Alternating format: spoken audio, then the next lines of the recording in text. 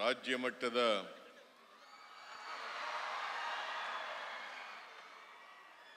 ಯುವ ಜನೋತ್ಸವ ಉದ್ಘಾಟನಾ ಸಮಾರಂಭದಲ್ಲಿ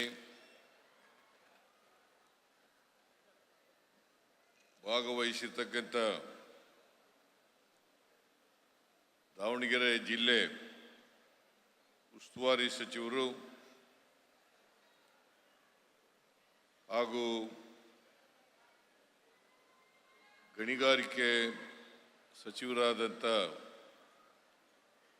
ಶ್ರೀ ಎಸ್ ಮಲ್ಲಿಕಾರ್ಜುನ ಅವರೇ, ನಗರಾಭಿವೃದ್ಧಿ ಸಚಿವರಾದಂಥ ಶ್ರೀ ಬೈರ್ತಿ ಬಸವರಾಜ್ ಅವರೇ, ಸುರೇಶ್ ಅವರೇ,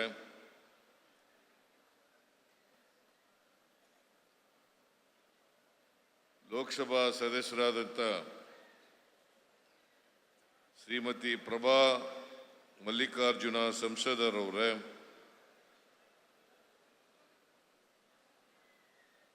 ಗ್ಯಾರಂಟಿ ಯೋಜನೆಗಳ ಅನುಷ್ಠಾನ ಸಮಿತಿಯ ಅಧ್ಯಕ್ಷರಾದಂಥ ಎಂ ರೇವಣ್ಣ ಅವರೇ, ಶಾಸಕರುಗಳಾದಂಥ ಶ್ರೀ ಶಾಂತನಗೌಡ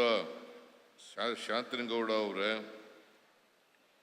BP ಹರೀಶ್ ಗೌಡ ಅವರೇ, ಶ್ರೀ ದೇವೇಂದ್ರಪ್ಪ ಅವರೇ, ಶ್ರೀ ಬಸವಂತಪ್ಪ ಅವರೇ, ಶ್ರೀ ಬಸವರಾಜು ಶಿವಗಂಗಾ ಅವರೇ, ಮೇಲ್ಮನೆಯ ಸದಸ್ಯರಾದಂಥ ಶ್ರೀ ಅಬ್ದುಲ್ ಜಬ್ಬಾರ್ ಅವರೇ, ಮಾಜಿ ಸಚಿವರಾದಂಥ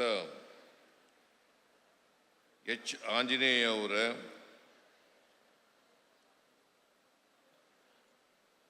ದಾವಣಗೆರೆ ನಗರದ ಮೇಯರ್ ಅವರಾದಂಥ ಚಮಾಸ್ ಸಾಬ್ ಅವರೇ, ಬ್ರಾಹ್ಮಣ ಅಭಿವೃದ್ಧಿ ನಿಗಮದ ಅಧ್ಯಕ್ಷರಾದಂಥ ಜಯಸಿಂಹ ಅವರೇ,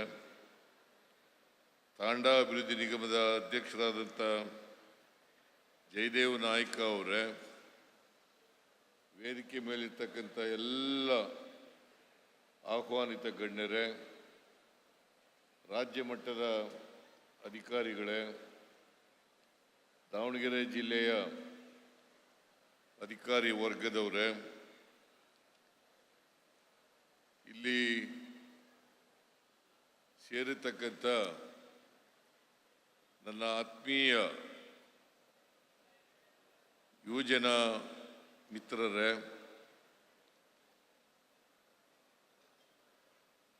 ಮಾಧ್ಯಮದ ಸ್ನೇಹಿತರೇ, ಇತರ ಎಲ್ಲ ಗೆಳೆಯರೇ, ಇವತ್ತು ದಾವಣಗೆರೆ ಜಿಲ್ಲೆಯಲ್ಲಿ ದಾವಣಗೆರೆ ನಗರದಲ್ಲಿ ರಾಜ್ಯ ಮಟ್ಟದ ಯುವಜನೋತ್ಸವ 2025 ನಡೀತಾ ಇದೆ. ಇದನ್ನ ರಾಜ್ಯ ಯುವಜನ ಸಬಲೀಕರಣ ಮತ್ತು ಕ್ರೀಡಾ ಇಲಾಖೆ ಮತ್ತು ಜಿಲ್ಲಾ ಆಡಳಿತ ಮತ್ತು ಎಲ್ಲ ತಾಲೂಕುಗಳು ಸೇರಿ ಈ ಯುವಜನೋತ್ಸವವನ್ನು ಆಚರಣೆ ಮಾಡ್ತಾ ಇದ್ದಾರೆ.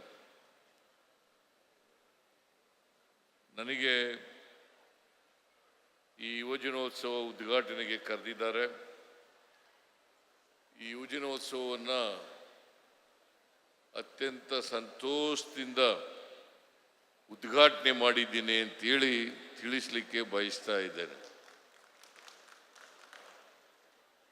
ನಿಮ್ಮೆಲ್ಲರಿಗೂ ಕೂಡ ಮೊದಲಿಗೆ ಹೊಸ ವರ್ಷದ ಶುಭಾಶಯಗಳು.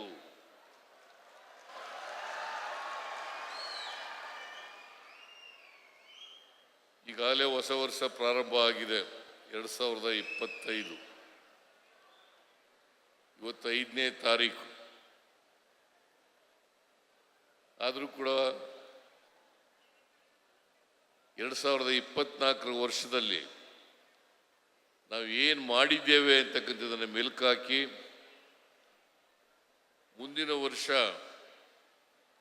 ಈ ರಾಜ್ಯದ ಜನತೆಗೆ, ವಿಶೇಷವಾಗಿ ರೈತ ಸಮುದಾಯಕ್ಕೆ ಹೆಚ್ಚು ಒಳ್ಳೆಯದನ್ನು ಮಾಡಲಿ ಅಂತೇಳಿ ಈ ರಾಜ್ಯದ ಎಲ್ಲ ಜನರಿಗೂ ಕೂಡ ಆರೋಗ್ಯ,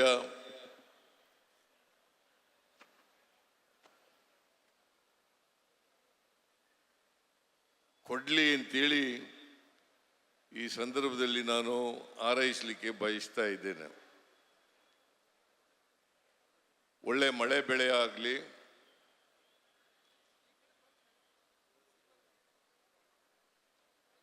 ರೈತರು ಸಮೃದ್ಧಿಯಿಂದ ಬದುಕ್ತಕ್ಕಂಥ ವ್ಯವಸ್ಥೆ ನಿರ್ಮಾಣ ಆಗಲಿ, ಇಡೀ ಸಮಾಜದಲ್ಲಿ ಶಾಂತಿ ನೆಲೆಸಲಿ ಅಂತೇಳಿ ಹೊಸ ವರ್ಷದಲ್ಲಿ ನಾನು ಶುಭಾಶಯವನ್ನು ಕೋರಲಿಕ್ಕೆ ಬಯಸ್ತಾ ಇದ್ದೇನೆ. ಕಳೆದ ವರ್ಷ ಅಂದರೆ 2024 ಉತ್ತಮ ಮಳೆಯಾಯಿತು, ಒಳ್ಳೆ ಬೆಳೆ ಬಂದಿದೆ, ನಮ್ಮ ಜಲಾಶಯಗಳೆಲ್ಲ ತುಂಬಿದವೆ. ರೈತ ಸಮುದಾಯದಲ್ಲಿ ಹರ್ಷವನ್ನು ಕಾಣಲಿಕ್ಕೆ ಸಾಧ್ಯ ಆಗ್ತದೆ. ಅದರಂತೆ ಯುವ ಸಮೂಹದಲ್ಲಿಯೂ ಕೂಡ ನಾವು ಹರ್ಷವನ್ನು ನೋಡಲಿಕ್ಕೆ ಸಾಧ್ಯ ಆಗ್ತದೆ.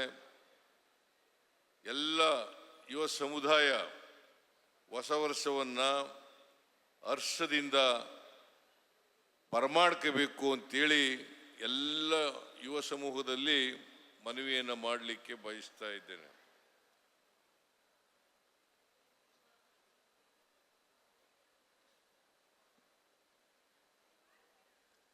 ಈ ಯುವ ಜನತೆ ಇದಾರಲ್ಲ, ನಮ್ಮ ದೇಶದಲ್ಲಿ ಸುಮಾರು 35% ಯುವ ಜನರೇ ಇದ್ದಾರೆ. 35% ಅವರೇ ನಮ್ಮ ದೇಶದ ಆಸ್ತಿ.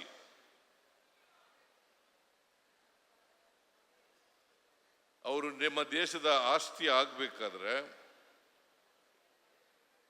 ಪ್ರತಿಯೊಬ್ಬ ಯುವಕ ಯುವತಿನೂ ಕೂಡ ಸಮಾಜಮುಖಿಯಾಗಿ ಬೆಳೀಬೇಕು. ಅವರಿಗೆ ಶಿಕ್ಷಣ, ವೈಚಾರಿಕತೆಯಿಂದ ಕೂಡಿರ್ತಕ್ಕಂಥ, ವೈಜ್ಞಾನಿಕತೆಯಿಂದ ಕೂಡಿರ್ತಕ್ಕಂಥ ಶಿಕ್ಷಣ ಸಿಗಬೇಕು. ಯಾಕೆ ಮಾತನ್ನು ಹೇಳ್ತಾ ಇದ್ದೀನಿ ಅಂತಂದರೆ, ನಮ್ಮ ದೇಶದಲ್ಲಿ ಅನೇಕ ಜಾತಿಗಳಿದ್ದಾವೆ, ಅನೇಕ ಧರ್ಮಗಳಿದ್ದಾವೆ, ಅನೇಕ ಭಾಷೆಗಳಿದ್ದಾವೆ, ಅನೇಕ ಸಂಸ್ಕೃತಿಗಳನ್ನು ನೋಡಲಿಕ್ಕೆ ಸಾಧ್ಯ ಆಗ್ತದೆ. ಇಂಥ ಪರಿಸ್ಥಿತಿನಲ್ಲಿ ನಾವು ವೈಜ್ಞಾನಿಕವಾದಂಥ ದೃಷ್ಟಿಕೋನವನ್ನು ಬೆಳೆಸ್ಕೋಬೇಕು, ವೈಚಾರಿಕತೆಯನ್ನು ಬೆಳೆಸ್ಕೊಳ್ತಕ್ಕಂಥದ್ದನ್ನು ಮಾಡಬೇಕು.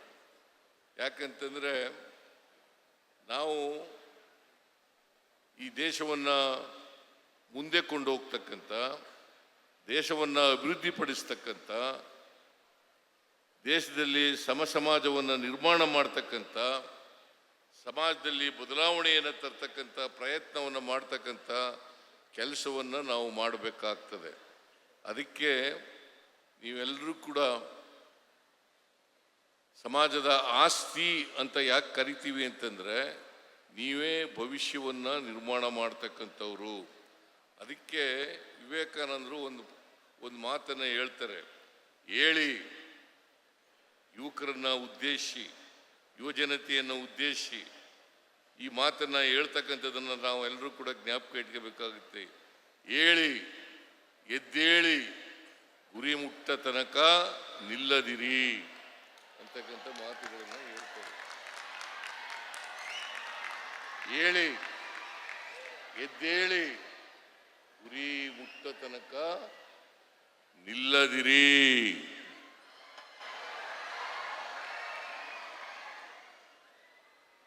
ಇದನ್ನ ವಿವೇಕಾನಂದರು ಹೇಳಿರ್ತಕ್ಕಂಥದ್ದು, ಯುವಜನರನ್ನ ಕುರಿತು ಹೇಳಿರ್ತಕ್ಕಂಥ ಮಾತುಗಳು.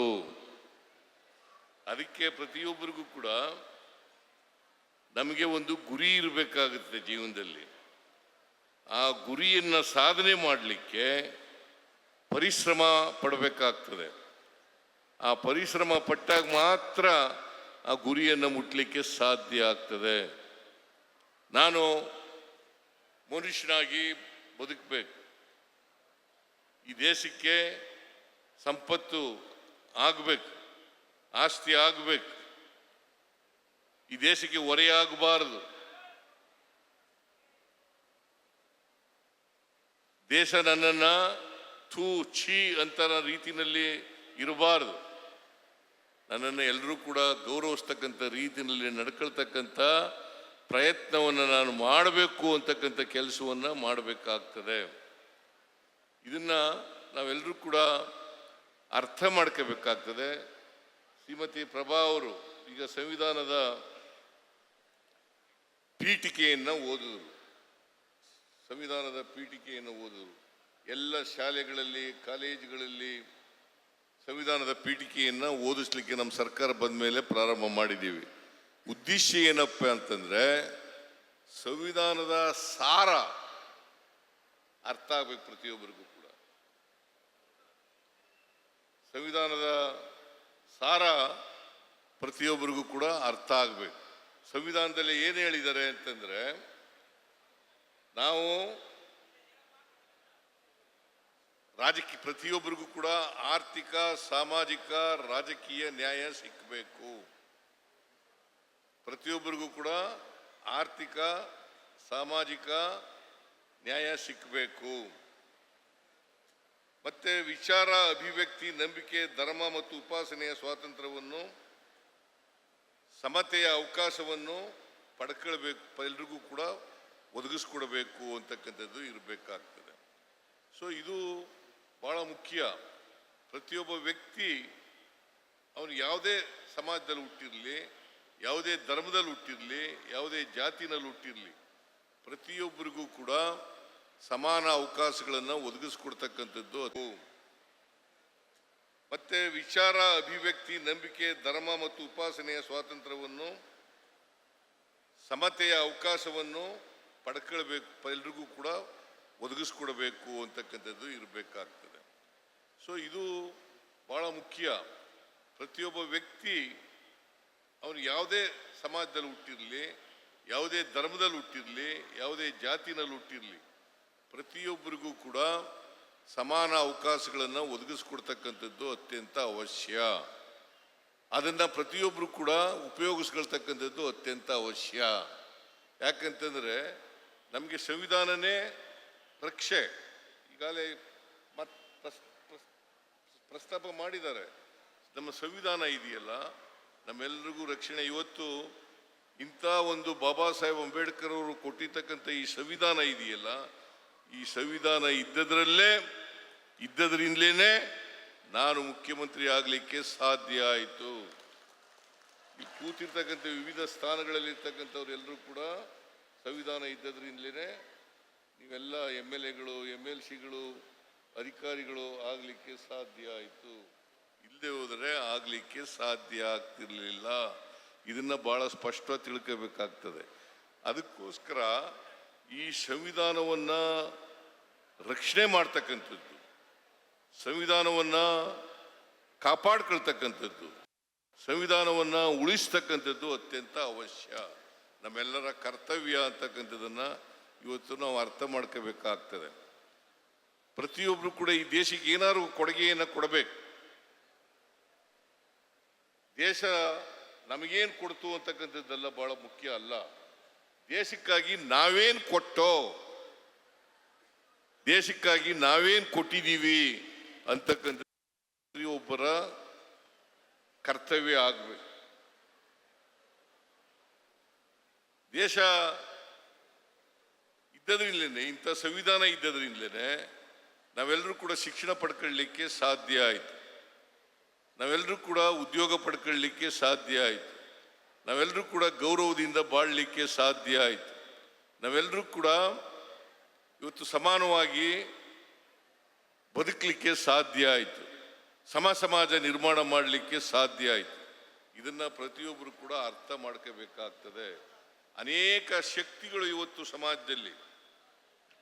ಸಮಾಜದಲ್ಲಿ ಶಾಂತಿಯನ್ನು ಭಂಗ ಮಾಡ್ತಕ್ಕಂಥ, ಜಾತಿ ಹೆಸರಿನಲ್ಲಿ ರಾಜಕೀಯ ಮಾಡ್ತಕ್ಕಂಥ, ಧರ್ಮದ ಹೆಸರಿನಲ್ಲಿ ರಾಜಕೀಯ ಮಾಡ್ತಕ್ಕಂಥ ಕೆಲಸವನ್ನು ಮಾಡ್ತಾರೆ. ದಯಮಾಡಿ ನಾನು ಯುವಕರಲ್ಲಿ ಕೈ ಜೋಡಿಸಿ ಪ್ರಾರ್ಥನೆಯನ್ನು ಮಾಡ್ತೇನೆ. ಇಂಥ ದುಷ್ಕೃತ್ಯಗಳು ಏನು ನಡೆಸ್ತಾ ಇದ್ದಾರೆ, ಇಂಥ ಕೃತ್ಯಗಳಿಗೆ ನಾವು ಮಾರು ಹೋಗಬಾರದು. ಅದರ ವಿರುದ್ಧ, ಅದಕ್ಕೆ ವಿರುದ್ಧವಾಗಿ ಧ್ವನಿ ಎತ್ತಕ್ಕಂಥ ಪ್ರಯತ್ನವನ್ನು ನಾವು ಮಾಡಬೇಕಾಗ್ತದೆ. ಯಾಕಂದರೆ ನಮ್ಮ ಸಂವಿಧಾನದಲ್ಲಿ ಯಾವುದೇ ಧರ್ಮಕ್ಕೆ ವಿಶೇಷವಾಗಿರ್ತಕ್ಕಂಥ ಸ್ಥಾನಮಾನ ಇಲ್ಲ. ಎಲ್ಲ ಧರ್ಮಗಳು ಸಮಾನ, ಎಲ್ಲ ಜನರು ಕೂಡ ಸಮಾನ, ಎಲ್ಲರೂ ಕೂಡ ಗೌರವದಿಂದ ಬದುಕಬೇಕು. ಮತ್ತು ಎಲ್ಲಕ್ಕಿಂತ ಬಹಳ ಮುಖ್ಯವಾಗಿ ನಾವು ಮನುಷ್ಯರಾಗಿದ್ದೀವ ಅಂತಕ್ಕಂಥದ್ದು ಬಹಳ ಮುಖ್ಯ. ಮನುಷ್ಯರಾಗಿ ಬಾಳ್ತಕ್ಕಂಥದ್ದು ಬಹಳ ಮುಖ್ಯ. ನಾವು ವಿದ್ಯೆ ಕಲಿತಕ್ಕಂಥದ್ದು ಮನುಷ್ಯತ್ವವನ್ನು ಬೆಳೆಸ್ಕೊಳ್ಳಿಕ್ಕೋಸ್ಕರ, ನಾವೆಲ್ಲ ಮನುಷ್ಯರಾಗಿ ಬಾಳ್ಲಿಕ್ಕೋಸ್ಕರ, ಸಮಾಜಮುಖಿಯಾಗಿ ಬಾಳ್ಲಿಕ್ಕೋಸ್ಕರ. ಇದನ್ನ ಪ್ರತಿಯೊಬ್ಬರು ಕೂಡ ಅರ್ಥ ಮಾಡ್ಕೋಬೇಕಾಗ್ತದೆ. ನಾವು ಸಮಾಜಕ್ಕೆ ಭಾರ ಆಗಬಾರ್ದು, ಸಮಾಜಕ್ಕೆ ಆಸ್ತಿ ಆಗ್ತಕ್ಕಂಥ ರೀತಿಯಲ್ಲಿ ಕೆಲಸವನ್ನು ಮಾಡಬೇಕು. ಇದನ್ನ ಪ್ರತಿಯೊಬ್ಬರು ಕೂಡ ಅರ್ಥ ಮಾಡ್ಕೊಂಡ್ರೆ ನಾವು ನಮ್ಮ ಪ್ರಜಾಪ್ರಭುತ್ವವನ್ನು ರಕ್ಷಣೆ ಮಾಡ್ಕೊಳ್ಳಿಕ್ಕೆ ಸಾಧ್ಯ ಆಗ್ತದೆ. ಪ್ರಜಾಪ್ರಭುತ್ವವನ್ನು ಉಳಿಸಬೇಕಾಗಿರ್ತಕ್ಕಂಥದ್ದು ಸಾಧ್ಯ ಆಗ್ತದೆ.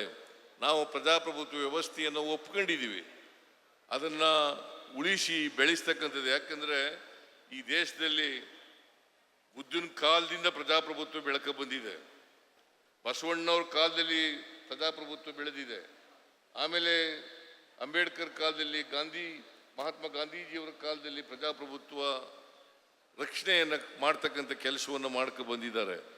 ನಾವು ಪ್ರಜಾಪ್ರಭುತ್ವವನ್ನು ಅಪ್ಕೊಂಡು ಅದನ್ನು ಆ ರೀತಿ ಆಡಳಿತವನ್ನು ಮಾಡ್ತೇವೆ ಅಂತಕ್ಕಂಥ ಮಾತುಗಳನ್ನು ಸಂವಿಧಾನದಲ್ಲಿ ಹೇಳ್ಕೊಂಡಿದ್ದೇವೆ. ಅದರಿಂದ ಪ್ರಜಾಪ್ರಭುತ್ವವನ್ನು ಉಳಿಸ್ತಕ್ಕಂಥದ್ದು, ಬೆಳೆಸ್ತಕ್ಕಂಥದ್ದು ನಮ್ಮೆಲ್ಲರ ಕರ್ತವ್ಯ ಅಂತಕ್ಕಂಥ ಮಾತುಗಳನ್ನು ಹೇಳಬೇಕಾಗ್ತದೆ. ಎಲ್ಲಕ್ಕಿಂತ ಮುಖ್ಯವಾಗಿ ಮನುಷ್ಯನನ್ನು ಗೌರವಿಸ್ಬೇಕು. ಅವನು ಯಾವುದೇ ಧರ್ಮಕ್ಕೆ ಸೇರಿರಲಿ, ಯಾವುದೇ ಜಾತಿಗೆ ಸೇರಿರಲಿ, ಮನುಷ್ಯನನ್ನು ಉಳಿಸ್ಬೇಕು, ಗೌರವಿಸ್ಬೇಕು. ನಾನು ಹೇಗೆ ಗೌರವವನ್ನು ಬಯಸ್ತೇನೋ ಹಾಗೆ ಇನ್ನೊಬ್ಬರನ್ನು ನಾನು ಗೌರವದಿಂದ ಕಾಣ್ತಕ್ಕಂಥದ್ದು. ಅದನ್ನು ಪ್ರತಿಯೊಬ್ಬರು ಕೂಡ ಮಾಡಿದಾಗ ಮಾತ್ರ ಜಾತ್ಯತೀತ ತತ್ವ ಬೆಳೀಲಿಕ್ಕೆ ಸಾಧ್ಯ ಆಗ್ತದೆ. ನಾವೆಲ್ಲರೂ ಕೂಡ ಜಾತ್ಯತೀತರು ಈ ದೇಶದಲ್ಲಿ. ಅದಕ್ಕೆ ಬಾಬಾ ಸಾಹೇಬ್ ಅಂಬೇಡ್ಕರ್ ಅವರು ಏನು ಹೇಳ್ತಾರೆ ಅಂತಂದರೆ, ನಮ್ಮ ದೇಶಕ್ಕೆ ಸ್ವಾತಂತ್ರ್ಯ ಬಂದಿದೆ, ಈ ಸ್ವಾತಂತ್ರ್ಯ ಯಶಸ್ವಿ ಆಗಬೇಕಾದ್ರೆ ಪ್ರತಿಯೊಬ್ಬ ವ್ಯಕ್ತಿ, ಹೆಣ್ಮಕ್ಳು ಸೇರ್ಕೊಂಡು ಪ್ರತಿಯೊಬ್ಬ ವ್ಯಕ್ತಿ ಆರ್ಥಿಕವಾಗಿ ಸಾಮಾಜಿಕವಾಗಿ ಸಬಲರಾದಾಗ ಮಾತ್ರ, ಎಲ್ಲರಿಗೂ ಸಮಾನ ಅವಕಾಶಗಳು ಸಿಕ್ಕಿದಾಗ ಮಾತ್ರ ಸ್ವಾತಂತ್ರ್ಯ ಬಂದದಕ್ಕೆ ಸಾರ್ಥಕ ಆಗ್ತದೆ ಅಂತಕ್ಕಂಥ ಮಾತುಗಳನ್ನು ಹೇಳಿದ್ದಾರೆ. ಅದರಿಂದ ನಮಗೆ ರಾಜಕೀಯ ಸ್ವಾತಂತ್ರ್ಯವೂ ಬೇಕು, ಆರ್ಥಿಕ ಸ್ವಾತಂತ್ರ್ಯವೂ ಬೇಕು, ಸಾಮಾಜಿಕ ಸ್ವಾತಂತ್ರ್ಯವೂ ಬೇಕು. ಇವು ಮೂರು ಒಂದಕ್ಕೊಂದನ್ನು ಬೇರ್ಪಡಿಸಲಿಕ್ಕೆ ಸಾಧ್ಯ ಆಗಲ್ಲ. ನಮ್ಮಂಥ ದೇಶದಲ್ಲಿ ಇವನ್ನ ಬೇರ್ಪಡಿಸಿ ನೋಡಲಿಕ್ಕೆ ಸಾಧ್ಯ ಆಗಲ್ಲ. ಒಂದನ್ನು ಬಿಟ್ಟು ಇನ್ನೊಂದು ಇರಲಿಕ್ಕೆ ಸಾಧ್ಯ ಇಲ್ಲ. ಒಂದಕ್ಕೊಂದು ಹೊಂದಾಣಿಕೆಯಿಂದ ಇರ್ತಕ್ಕಂಥದ್ದು. ಅದಕ್ಕೆ ಬಾಬಾ ಸಾಹೇಬ್ ಅಂಬೇಡ್ಕರ್ ಅವರು ಏನು ಹೇಳ್ತಾರೆ ಅಂತಂದರೆ, ರಾಜಕೀಯ ಪ್ರಜಾಪ್ರಭುತ್ವ ಸಿಕ್ಕಿದೆ, ಅದ್ರ ಜೊತೆಗೆ ಆರ್ಥಿಕ ಪ್ರಜಾಪ್ರಭುತ್ವ, ಸಾಮಾಜಿಕ ಪ್ರಜಾಪ್ರಭುತ್ವ ಎಲ್ಲರಿಗೂ ಸಿಕ್ಕಿದಾಗ ಮಾತ್ರ ಸಮಾಜದಲ್ಲಿ ನಾವೆಲ್ಲ ಇರಲಿಕ್ಕೆ ಸಾಧ್ಯ, ಸಂವಿಧಾನ ಬಂದದಕ್ಕೆ ಸಾರ್ಥಕ ಆಗ್ತದೆ, ಸ್ವಾತಂತ್ರ್ಯ ಸಿಕ್ಕದಕ್ಕೆ ಸಾರ್ಥಕ ಆಗ್ತದೆ ಅಂತಕ್ಕಂಥ ಮಾತುಗಳನ್ನು ಹೇಳಿದ್ದಾರೆ. ಅದಕ್ಕೆ ನಾವು 5 ಗ್ಯಾರಂಟಿ ಯೋಜನೆಗಳನ್ನು ನಾವು 2023 ವಿಧಾನಸಭಾ ಚುನಾವಣೆಗಿಂತ ಮುಂಚಿತವಾಗಿ ಘೋಷಣೆ ಮಾಡಿದ್ದು. ನಾವು ಮೇ 20ನೇ ತಾರೀಕು ಅಧಿಕಾರಕ್ಕೆ ಬಂದು 23 ಮೇ 20 ಮೊದಲನೇ ಕ್ಯಾಬಿನೆಟ್ನಲ್ಲೇ 5 ಗ್ಯಾರಂಟಿ ಯೋಜನೆಗಳನ್ನು ಒಪ್ಕೊಂಡು ಅವನ್ನ ಜಾರಿ ಮಾಡ್ತೀವಿ ಅಂತಕ್ಕಂಥ ನಿರ್ಣಯವನ್ನು ಮಾಡಿದೋ. ಜೂನ್ 11ನೇ ತಾರೀಕು 23, 2023 ಶಕ್ತಿ ಯೋಜನೆಯನ್ನು ಜಾರಿ ಕೊಟ್ಟು, ಜುಲೈ ತಿಂಗಳಲ್ಲಿ ಅನ್ನಭಾಗ್ಯ, ಗೃಹ ಜ್ಯೋತಿ ಯೋಜನೆಗಳನ್ನು ಜಾರಿ ಕೊಟ್ಟು, ಆಗಸ್ಟ್ ತಿಂಗಳಲ್ಲಿ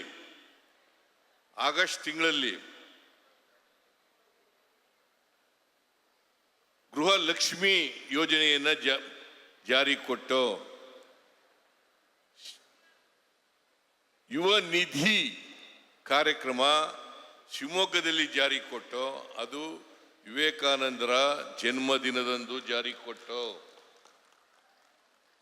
ವಿವೇಕಾನಂದರ ಜನ್ಮದಿನ ಅವತ್ತು ಅದನ್ನು ಜಾರಿ ಕೊಟ್ಟು, ಇವತ್ತಿನವರೆಗೆ ಅಂದರೆ ನವೆಂಬರ್ ಕೊನೆಯವರೆಗೆ 1,62,000 ಯುವಕ ಯುವತಿಯರಿಗೆ ತಿಂಗಳಿಗೆ 3,000 ರೂಪಾಯಿ, ನಿರುದ್ಯೋಗಿ ಪದವೀಧರರಿಗೆ, ನಿರುದ್ಯೋಗಿ ಡಿಪ್ಲೊಮಾ ಹೋಲ್ಡರ್ಸ್ಗೆ 1,500 ರೂಪಾಯಿ, 1,62,000 ಯುವ ಜನರಿಗೆ ನಾವು ಇವತ್ತು ಯುವ ನಿಧಿ ಹಣವನ್ನು ಅವರ ಅಕೌಂಟ್ಗಳಿಗೆ ವರ್ಗಾಯಿಸಿದ್ದೇವೆ. ಉದ್ದೇಶ ಏನಪ್ಪ ಅಂತಂದ್ರೆ, ಅವರು ನಿರುದ್ಯೋಗಿಗಳಾಗಿರ್ತಕ್ಕಂಥವ್ರು, ಅವರಿಗೆ 2 ವರ್ಷದ ಒಳಗಡೆ ಕೆಲಸ ತಗೋಬೇಕು ಅವರು. ಅದಕ್ಕೋಸ್ಕರ ನಾವು ಇವತ್ತು ಸ್ಕಿಲ್ ಡೆವಲಪ್ಮೆಂಟನ್ನು ಕೂಡ ಮಾಡಿಕೊಡ್ತಾ ಇದ್ದೀವಿ. ಯುವ ಜನರಿಗೆ ಸ್ಕಿಲ್ ಡೆವಲಪ್ಮೆಂಟ್ ಯಾಕೆ ಮಾಡ್ತಾ ಇದ್ದೀವಿ ಅಂತಂದ್ರೆ, ಅವರಿಗೆ ತರಬೇತಿಯನ್ನು ಕೊಡೋದ್ರಿಂದ ಅವ್ರಿಗೆ ಕೆಲಸ ಸಿಗ್ಬೋದು. 2 ವರ್ಷದವರೆಗೆ ಈ ಥರದ ಕಾರ್ಯಕ್ರಮವನ್ನು, ಯುವ ನಿಧಿ ಕಾರ್ಯಕ್ರಮವನ್ನು ಜಾರಿ ಕೊಡ್ತಕ್ಕಂಥ ಕೆಲಸವನ್ನು ಮಾಡ್ತಾ ಇದ್ದೀವಿ. ಇವತ್ತಿನವರೆಗೆ ಸುಮಾರು 216 ಕೋಟಿ ರೂಪಾಯಿಗಳನ್ನು ಖರ್ಚು ಮಾಡಿದ್ದೀವಿ. ಈಗಾಗಲೇ ಮಲ್ಲಿಕಾರ್ಜುನ ಅವರು ಹೇಳಿದ್ರು, ದಾವಣಗೆರೆ ಜಿಲ್ಲೆಯಲ್ಲಿ ಎಷ್ಟು ಮಾಡಿದ್ದೀವಿ ಅಂತೇಳಿ. 5,802 ಜನರಿಗೆ, 5,802, ನಾನು ಅಷ್ಟೇ ಹೇಳಿದ್ರು. 5,802 ನಿರುದ್ಯೋಗಿ ಪದವೀಧರರಿಗೆ, ಡಿಪ್ಲೊಮಾ ಹೋಲ್ಡರ್ಸ್ಗೆ ನೆರವನ್ನು ಕೊಟ್ಟಿದ್ದೇವೆ. ಇದರ ಅರ್ಥ, ಅವರು ನಿರುದ್ಯೋಗ ಇರ್ತಕ್ಕಂಥವರಿಗೆ ಸ್ವಲ್ಪ ಆದರೂ ಕೂಡ ರಾಜ್ಯ ಸರ್ಕಾರ ಸಹಾಯ ಮಾಡಬೇಕು ಅನ್ನೋ ಕಾರಣದಿಂದ ಈ ಸಹಾಯವನ್ನು ನಾವು ಮಾಡಿದ್ದೀವಿ. 2 ವರ್ಷದಲ್ಲಿ ಬಹುಶಃ ನಿರುದ್ಯೋಗಿ ಪದವೀಧರರು, ನಿರುದ್ಯೋಗಿ ಆಮೇಲೆ ಡಿಪ್ಲೊಮಾ ಹೋಲ್ಡರ್ಸು ಅವರು ಕೆಲಸ ಗಿಟ್ಟಿಸ್ಕೊಳ್ತಾರೆ ಅಂತಕ್ಕಂಥ ನಂಬಿಕೆ ನನಗಿದೆ ಅಂತಕ್ಕಂಥದ್ದು. ಅದಕ್ಕೋಸ್ಕರನೇ ಅವರಿಗೆ ಸ್ಕಿಲ್ ಡೆವಲಪ್ಮೆಂಟ್ ಟ್ರೈನಿಂಗ್ ಕೂಡ ಕೊಡ್ತಾ ಇದ್ದೀವಿ. ಸ್ಕಿಲ್ ಡೆವಲಪ್ಮೆಂಟ್ ಟ್ರೈನಿಂಗ್ ಕೂಡ ಕೊಡ್ತಾ ಇದ್ದೀವಿ. ಇದನ್ನು ನಮ್ಮ ಸರ್ಕಾರ ಮಾಡ್ತಾ ಇದೆ ಅಂತಕ್ಕಂಥ ಮಾತುಗಳನ್ನು ಹೇಳಿ, ಇವತ್ತು ಯುವ ಸಮೂಹಕ್ಕೆ ಎಲ್ಲ ರೀತಿಯ ಸಹಕಾರವನ್ನು, ಬೆಂಬಲವನ್ನು ನಾವು ಕೊಡ್ತೇವೆ. ಮತ್ತು ಯುವ ಸಬಲೀಕರಣ ಮತ್ತು ಕ್ರೀಡಾ ಇಲಾಖೆ ಅದಕ್ಕೋಸ್ಕರ ಕೆಲಸ ಮಾಡ್ತಾ ಇದೆ ಅಂತಕ್ಕಂಥ ಮಾತುಗಳನ್ನು ಈ ಸಂದರ್ಭದಲ್ಲಿ ಹೇಳಿ, ಇವತ್ತು ದಾವಣಗೆರೆಯಲ್ಲಿ ರಾಜ್ಯ ಮಟ್ಟದ ಯುವ ಜನೋತ್ಸವ 2025 ಕಾರ್ಯಕ್ರಮವನ್ನು ಮಾಡ್ತಾ ಇದ್ದಾರೆ. ಇದು ಎಲ್ಲ ರೀತಿಯಿಂದಲೂ ಕೂಡ ಯಶಸ್ಸು ದೊರಕಲಿ ಅಂತಕ್ಕಂಥ ಮಾತುಗಳನ್ನು ಹೇಳಿ, ಮತ್ತು ಜಿಲ್ಲಾ ಮಟ್ಟದ